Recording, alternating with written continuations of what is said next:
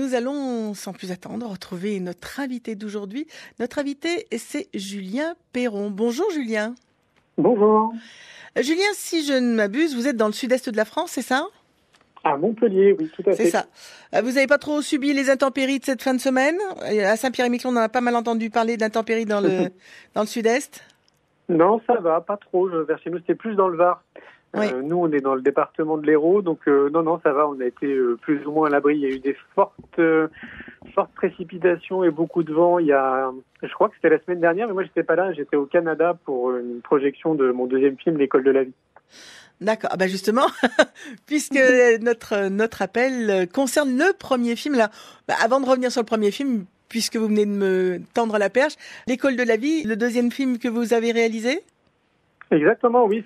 Donc c'est L'école de la vie, une génération pour tout changer. C'est la suite du film C'est quoi le bonheur pour vous, qui est sorti en 2017, qui a déjà été vu d'ailleurs par plus d'1 million de spectateurs, à ma grande surprise et joie. Et donc je pars régulièrement pour des semaines de tournée dans plusieurs pays. Et là, en l'occurrence, la semaine dernière, j'étais une dizaine de jours au Canada, donc dans toute la province du Québec, entre Ottawa, Montréal et Québec, pour des projections du film de l'école de la vie. Donc c'était toujours très intéressant. J'étais venu l'année dernière aussi pour C'est quoi le bonheur pour vous. Et c'est vraiment passionnant et intéressant pour moi de rencontrer le public, de pouvoir échanger avec eux. Surtout que je me considère pas comme un réalisateur de film, mais plutôt comme un citoyen. Donc c'est vraiment une belle expérience. J'essaie d'en profiter un maximum. Justement, dites-moi, vous êtes qui ? Vous faites quoi dans la vie ? Quel est votre cursus pour arriver à cette réalisation-là ? Comme je vous le disais, moi je me considère avant tout comme un citoyen lambda. S'il y a une originalité, c'est que j'ai créé mon entreprise à l'âge de 23 ans. J'en ai 40 là aujourd'hui, et 41 bientôt, le 5 décembre.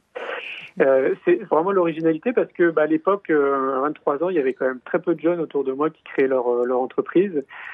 J'étais dans une chambre de bonne de 10 mètres carrés au 6e étage à Paris, sans ascenseur. J'avais pas d'argent, pas de diplôme, mais j'avais des idées, j'étais créatif, j'avais réussi à déceler mes excellences. Vous savez, là où on est vraiment très très bon dans quelque chose. Oui. Et j'avais envie de mettre ces excellences à contribution pour le bien commun. Donc j'ai créé une agence de communication qui est dédiée aux thérapeutes. Et puis, vous voyez, ça fait 16 ans que cette agence existe. Et entre-temps, il s'est passé beaucoup de choses. J'ai créé pas mal d'événements et différents projets. Puis à un moment donné, il y a 5 ans en arrière, j'étais parti au Canada pour organiser une rencontre de thérapeutes afin de fédérer les thérapeutes de Montréal pour voir s'il n'y avait pas des ponts à créer entre la France et le Canada. Et j'avais décidé de rester 1 mois dans le pays pour me balader, pour rencontrer les gens, pour prendre un peu la température, même s'il faisait moins 40 degrés à l'époque. Et donc, j'ai dormi chez une jeune fille à un moment donné, et puis à cause du blizzard et du vent, on ne pouvait pas sortir, donc on a parlé un petit peu de tout, on a parlé du bonheur à un moment donné, et de manière très spontanée, je lui ai demandé si ça la dérangeait pas que je la filme avec mon téléphone portable. Et c'est en regardant en fait cette petite vidéo le soir dans mon lit que j'ai trouvé ça génial. Alors d'abord sous l'angle, j'ai envie de dire, de ma casquette d'homme de communication, je me suis dit tiens, voilà vraiment un bel outil pour faire réfléchir les gens sur une question où j'avais l'impression qu'on se posait quand même très peu dans nos vies quotidiennes. Et puis ça m'a amené finalement pendant 4 ans à interviewer 1500 personnes dans 25 pays. Je me suis fait prendre par le jeu de cette question, aller rencontrer des philosophes, des écrivains, des maîtres spirituels, un petit peu partout dans le monde.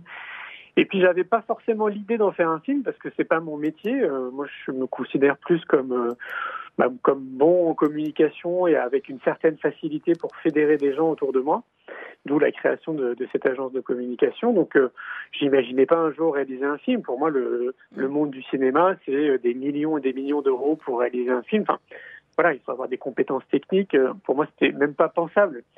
Et en fait ce qui s'est passé c'est que pendant ces 4 ans, je publiais régulièrement des vidéos gratuitement sur une chaîne YouTube qu'on a créée à cet effet qui s'appelle Néo Bien-être. Et donc, je voyais assez rapidement que je recevais des commentaires ou des emails de personnes qui me disaient « Ah, mais merci d'avoir interviewé telle personne, le sujet était passionnant, ça a généré un déclic en moi et j'ai envie maintenant, moi aussi, de passer à l'action. » Ou des gens qui me disaient « Merci pour cette interview, ça a changé ma vie. » Et je trouvais ça génial parce que c'était un peu la continuité de ce que je fais depuis 16 ans, c'est-à-dire de semer des graines, d'inspirer des gens autour de moi. Et donc, je me disais, il faut vraiment que je continue rien que pour ça, parce que ça a l'air de participer à un changement positif dans notre société. Et donc, au bout de 4 ans, j'ai vu que j'avais 300 heures de rush. Ça faisait 4 ans que je sillonnais la planète, et je me suis dit, écoute, Julien, donc soit tu continues toute ta vie, parce que visiblement, il y a des gens passionnants partout dans le monde, soit tu t'arrêtes là, et puis tu décides de faire quelque chose avec toutes ces vidéos. Donc au départ, je m'étais dit que j'allais créer un site pour héberger toutes ces interviews. Et puis au final, je me suis dit, tiens, je vais essayer d'en faire un film. Et alors, c'est un métier. Donc j'avais commencé à bidouiller un petit peu avec YouTube pour publier des vidéos. Donc je me suis dit, allez, ça va pas être trop compliqué. Et au final, je me suis vite aperçu que c'était un métier et que j'avais pas les compétences techniques pour réaliser un film. Et donc, je me rappelle très bien le jour même où j'ai commencé à imaginer dans ma tête qu'il fallait que je trouve un réalisateur de film, une personne vraiment passionnée du cinéma qui puisse m'aider à monter ce film. Je reçois un mail d'un jeune homme qui s'appelle Laurent Quérin et qui me dit « Bonjour, j'ai 15 ans d'expérience dans le cinéma, je suis en ce moment en train de faire une formation en 3D dans le cinéma pour m'améliorer et j'ai besoin de faire un stage de 3 mois dans une entreprise. Les valeurs que vous véhiculez m'interpellent. Est-ce que mon profil vous intéresse ?»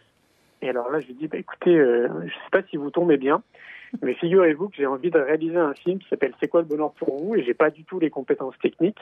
Est-ce que ça Vous aviez l'idée de base, mais pas les compétences. Exactement. Est-ce que ça pourrait rentrer dans le cadre de votre stage ? Et puis il me répond, il me dit, c'est quand même rigolo parce que vous savez qu'il y a à peine 2 mois en arrière, j'ai réalisé un court-métrage de 15 minutes que j'ai appelé C'est quoi le bonheur ? D'accord. Alors je lui dis, écoutez, il faut vraiment qu'on se rencontre. Et puis on s'est rencontrés, maintenant il est devenu salarié dans l'entreprise, et puis on a créé le film ensemble. Voilà ce qui m'a amené à créer ce film. C'était vraiment... Alors, de ces 300 vidéos, 300 ITV, vous avez ramené à combien ? 1h10 le film ? Exactement, le film dure 1h20, donc j'ai dû sélectionner une trentaine de personnes dans le film. On a essayé de marier tout ça avec des interviews que j'ai réalisées de la population un petit peu partout dans le monde. Et c'était assez difficile parce que c'est vrai que quand vous avez 1500 interviews, faire le choix, c'est pas évident. Donc du coup, on a sélectionné des professionnels, en fait, des personnes qui sont très très douées dans leur domaine respectif, qui ont passé 20, 30 ans, 40 ans, qui ont une vraie expertise dans leur domaine, pas forcément autour du bonheur. Parce que, en fait, j'étais inspiré à l'époque par Yann Arthus Bertrand, qui a réalisé une série de documentaires qui s'appelait Terre vue du ciel. Je trouvais vraiment magnifique. Les images aériennes étaient splendides de notre planète et en même temps, il rencontrait des acteurs justement calés dans leur domaine respectif autour de l'environnement. Et donc, du coup, j'ai sélectionné ces professionnels avec qui on a pu aborder de manière assez longue. Généralement, c'est des interviews qui durent 1h30. Qu'on a mis donc sur la chaîne YouTube. Et donc là, on a réussi à extraire assez facilement 30 secondes, 1 minute de chaque interview pour construire un film. Et c'est ces acteurs-là qu'on voit donc entremêlés d'images aériennes. Je suis parti avec un drone et j'ai fait des belles images de notre planète et des interviews de la population. Combien de pays visités ? 25. Ah, quand même. Tous francophones, forcément ? Oui, tous, quasiment tous francophones parce que en tout cas, dans le film, ce sont essentiellement des acteurs francophones qui sont présents. Mais dans les 25 pays, non, c'était pas que des francophones. C'est juste que, comme nous, notre réseau est francophone, donc l'agence Néo Bien-être que j'ai créée touche le Canada, la Suisse, la Belgique, l'Angleterre, la France, une partie justement des DOM, donc Martinique, Guadeloupe, etc. Je voulais justement, dans un premier temps, comme c'est pas mon métier d'être distributeur de films, de voir si le film allait séduire ce public francophone. Et donc assez rapidement, on a vu que ça prenait bien. Et donc du coup, on a fait des sous-titres en anglais pour toucher un maximum de pays. D'accord. Et vous avez... Donc, oui. Je vous en prie. Vas-y. Et donc, ce film est sorti en 2017. Il a été présenté dans des festivals spécialisés ? Eh ben, on n'a pas eu le temps de s'en occuper parce que on a été pris de court, en fait, comme on s'attendait à rien. Ce qui s'est passé, c'est qu'à peine un mois après avoir présenté le film, en gros, communiqué autour de la sortie du film, on a commencé à recevoir 80 demandes par jour de personnes qui voulaient organiser des projections. Et donc 80 demandes par jour, ça fait beaucoup, surtout quand c'est pas notre métier. Et donc du coup, on a dû se construire, comment dirais-je, essayer de trouver les bons outils pour répondre à ces demandes qui étaient colossales. Et donc, on s'est transformé progressivement en distributeur de films. Et donc, ça a duré quasiment pendant 1 an et demi. Pendant 1 an et demi, on avait jusqu'à, entre 30 et 80 demandes par jour pour organiser les projections. Et donc, du coup, on n'avait pas le temps d'aller solliciter les festivals pour leur dire, voilà, nous, on a fait ce film. Est-ce que ce film peut cadrer avec votre festival? Est-ce que ça vous intéresse de le présenter à votre jury? On n'a pas eu le temps de s'en occuper. Je pense qu'on aura sûrement le temps là en 2020. D'après ce que j'ai compris, c'est jamais trop tard en fait pour présenter un film. Oui. Donc il se peut qu'on s'en occupe là en 2020, mais pour le moment non. En fait, c'est vraiment essentiellement les citoyens qui se sont emparés du film. Il y a, d'après nos calculs, il y a plus de 100 000 citoyens un peu partout dans le monde qui organisent des projections de manière assez régulière. J'ai tellement d'anecdotes. Il y a à peine 2 jours, une personne m'écrivait un mail en me disant Julien, je voulais juste vous le dire, je vous envoie une photo, mais je suis en train de regarder votre film en Uruguay. Ah oui. Où il y a quelques mois en arrière, c'était sur la plage de Cancun, vous voyez. Et tout ça, nous, évidemment, on n'est pas au courant de toutes les projections qui peuvent avoir lieu. Et c'est ce qui est magique parce que j'ai voulu rendre le film libre de droit, donc ce qui veut dire que chacun peut organiser les projections là où il le souhaite. Justement, Julien, ce film sera projeté à Saint-Pierre samedi dans le cadre du Téléthon. L'animation s'appelle Cinéthon et elle est portée par Marie Laralde que vous avez dû rencontrer via mail ou encore via téléphone, c'est ça? Oui, tout à fait. Oui, elle est rentrée en contact avec moi et je la remercie vivement parce que j'ai l'impression de loin, parce qu'on ne s'est jamais vu, qu'elle met beaucoup d'énergie, une belle énergie pour que cette projection existe. Complètement, oui. Et donc, je voulais la remercier vivement, puisque je crois qu'elle nous écoute, mais je lui ai déjà dit par email. donc, merci, parce que c'est vraiment grâce à des personnes comme elle que le film peut circuler comme ça un peu partout dans le monde. Et c'est tellement important à mes yeux qu'on puisse discuter de ces sujets. Donc là, on parle évidemment de bonheur. Je le dis d'ailleurs dans le film. Pour moi, ce qui était très étonnant, c'est qu'il y avait quand même qu'une personne sur 4 qui était capable de me donner une définition du bonheur. C'est quoi la définition du bonheur pour vous? Pour Julien Perron, c'est quoi? Alors, il faut regarder le film, parce que je donne ma définition à la fin du film. Ah, mais ça, c'est pas drôle. Ne pas me le dire en interview, c'est pas cool, hein. Alors, peut-être... alors, je peux vous donner le début. Voilà, peut-être, alors. Alors, pour moi, en fait, c'est vraiment très simple. C'est manger, dormir, boire, être en contact avec des gens, l'amour, l'amitié, rigoler et voyager. Est-ce qu'on pourrait donner le bonheur en posologie? Ah, on pourrait. En tout cas, ce que j'ai découvert, c'est que ça s'apprend. Et c'est pour ça que j'ai réalisé un 2e film autour de l'éducation, c'est que parmi toutes ces personnes que j'ai rencontrées, il y avait évidemment des similitudes et des choses qui se croisaient. Et donc, du coup, ça m'a intrigué et je me suis rapproché après d'acteurs dans le monde de l'éducation et j'ai vu que on pouvait nous apprendre à tendre vers le bonheur assez tôt. Et donc, d'où mon intention et mon énergie qui est concentrée depuis 6 ans autour de l'éducation, parce que je suis convaincu que tout part de là et qu'on a intérêt justement à accompagner les enfants le plus tôt possible à être juste ce qu'ils sont. C'est-à-dire d'essayer de nous imposer de faire rentrer les enfants dans une case qui ne leur correspond pas, mais plutôt qu'ils puissent s'épanouir en tant qu'être et non pas d'essayer d'intégrer des fonctions et des théories dans notre cerveau. En fait, si vous voulez, pour résumer, j'ai le sentiment qu'on concentre beaucoup de notre énergie dans l'éducation en savoir, donc intellectuel, mais très peu en savoir-être. Et je pense que c'est ce qui changerait beaucoup de choses. En tout cas, ça serait une grosse différence si on accompagnait les enfants à être plutôt qu'à avoir. Julien, est-ce que tout le monde est prêt au bonheur? Quelque part, une philosophie de vie aussi.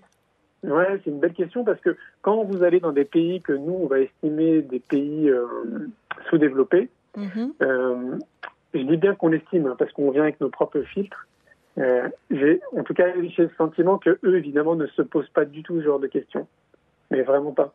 On est très loin de se poser cette question. C'est quoi le bonheur? C'est une question un peu de bourgeois. C'est une question de pays dans lequel tout va bien, finalement. C'est une vraie question philosophique. Mais quand vous allez dans des pays où juste les besoins de base, qui sont de manger, d'avoir un toit, sont des besoins de tous les jours. Ouais.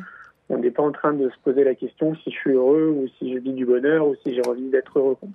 Donc, c'est important, par contre, de se poser la question dans nos pays riches parce que de ce que j'observe, on est vraiment conditionné, peu importe le pays dans lequel on se trouve, pour suivre un peu les rails et pour pas trop prendre en considération notre bien-être. Donc là, je fais appel à le bien-être du corps et de l'esprit. Il n'y a rien qui est trop orienté dans cette direction dans notre société. On a très peu de temps au final pour s'occuper de soi. En tout cas, on nous donne l'impression qu'on a très peu de temps pour s'occuper de soi, alors qu'en réalité, on pourrait prendre ce temps. On a quand même des journées de 24 heures. Et on est vite pris dans une mécanique, pour synthétiser, métro, boulot, dodo. Alors qu'il y a des outils qui existent, qui nous entourent. Il y a plein de professionnels, il y a plein de choses. Maintenant, on a Internet, donc il y a plein de possibilités d'avoir des informations qui nous permettraient de trouver des bons outils pour chacun, qui nous permettraient juste, au moins, à minima, d'être bien dans notre corps et dans notre tête. Et rien que ça changerait énormément de choses. Vraiment.